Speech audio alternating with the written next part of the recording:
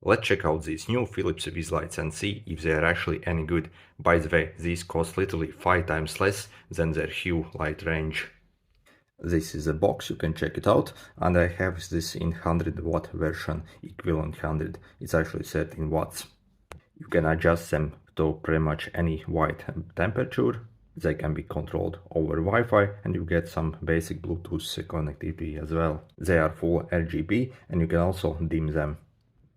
Works with Google Home, Alexa, and also you can control them from anywhere, apply presets and schedule and automate them. In standby mode they consume half a watt. And this is what the bulb looks itself.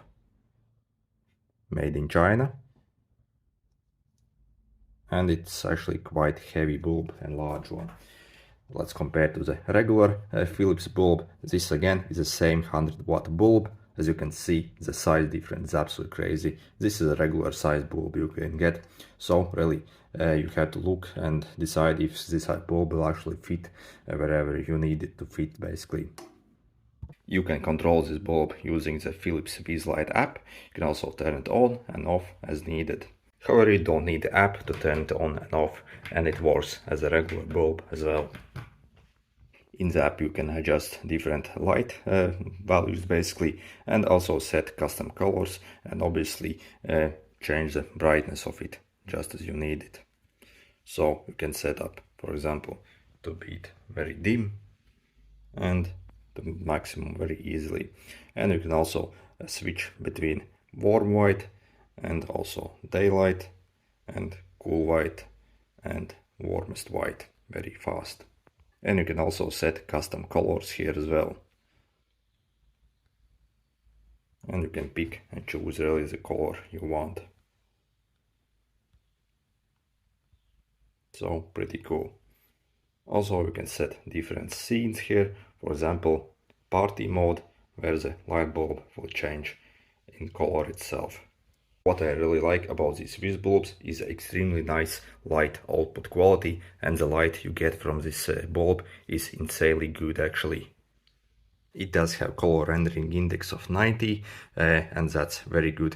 For example, when you compare to the much more expensive Hue lights, those have only 80, and those are actually worse. Even they cost 4 or 5 times more, they have less of light quality basically.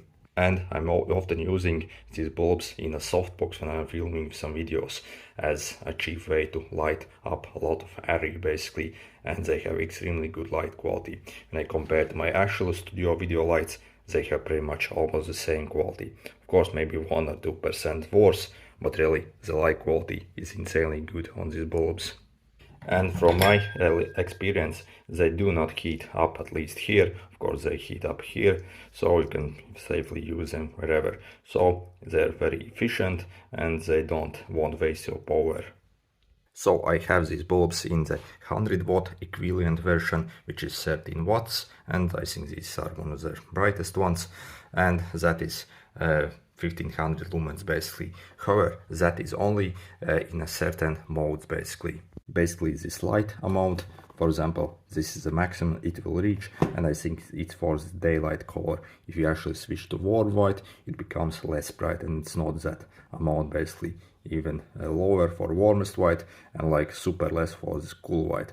Also, if you use these like custom colors really, then actually the light output will get completely terrible. For example, if I set something like this, like red, I think it's around maybe 200 lumens only, or maybe even less for some colors really. So they should have included in some fine print, at least on the box, that this is what will happen basically, because you can't get these RGB lights in this amount of light. I thought it will be it won't be as bad, maybe a bit less than this, but the reality is the light output for these RGB lights they suck really, compared to like to a normal studio video light, where you could get pretty much the same light output as it's written on the box. However, these are lies basically. It really needs to be some kind of asterisk here, where they explain that you won't get this amount of lumens in every color basically. So if you need to cover a large area with some kind of RGB light, really then look for different lights, because this can't do that. Of course, the brightness is still okay, I think, for these colors, but it's not nowhere near that what they say in the box.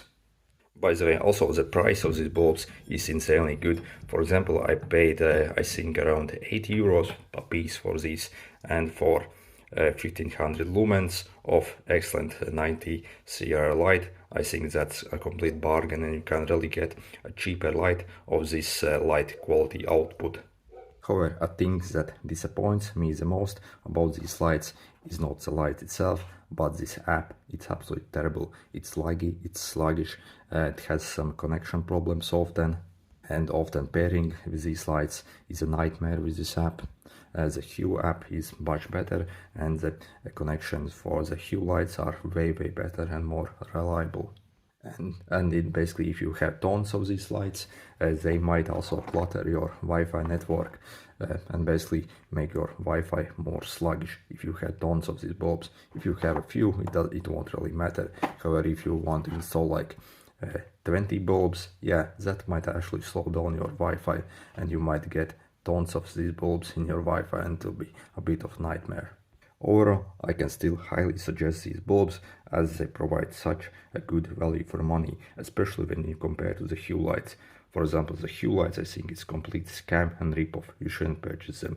They have gone crazy with the prices of them. And for these, you also don't need any like routers or those whole Hue connection assistants or whatever they're called. Really, these can run just as the bulbs. Really don't need anything else. For those Hue lights, they really will fleece you completely and try to rip you off as much as they can. By the way, make sure to subscribe if you want to see more videos like this. See you!